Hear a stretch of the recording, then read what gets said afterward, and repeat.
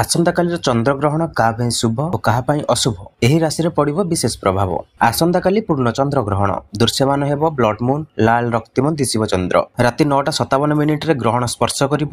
ରାତି 11:01 ଆରମ୍ଭ ହେବ ପୂର୍ଣ୍ଣଗ୍ରାସ ଗ୍ରହଣ। ରାତି 11:42 ମଧ୍ୟ ଓ ରାତି 12:23 ପୂର୍ଣ୍ଣଗ୍ରାସ ଗ୍ରହଣ ସରିବ। ରାତି 1:27 ଗ୍ରହଣ ସର୍ବକ୍ଷମ ହେବ। ଗ୍ରହଣ ସ୍ପର୍ଶର 9 ଘଣ୍ଟା ପୂର୍ବରୁ ରବିବାର ଦିନ ଅପରାହ୍ନ 12:57 ଠାରୁ ପାକତ୍ୟାଗ ଏବଂ ଦେବନୀତି ନିଷେଧ। ଚନ୍ଦ୍ରଗ୍ରହଣ ଅବଧି ପ୍ରାୟ 3.5 ଘଣ୍ଟା ରହିବ। ପୂର୍ଣ୍ଣଗ୍ରହଣ 82 ମିନିଟ୍ ପାଇଁ ରହିବ। ଚନ୍ଦ୍ରଗ୍ରହଣ ଖାଲି ଆଖିରେ ଦେଖାଯିବ, ତେବେ ଦୂରବୀକ୍ଷଣ ବା ଟେଲିସ୍କୋପ ଚନ୍ଦ୍ରର ଗର୍ତ୍ତ ଓ ରଙ୍ଗର ବିବରଣୀ ଦେଖିବାରେ ସାହାଯ୍ୟ କରିବ। ପୂର୍ଣ୍ଣ ଚନ୍ଦ୍ରଗ୍ରହଣ ଏକ ବିରଳ ମହାଜାଗତିକ ଘଟଣା।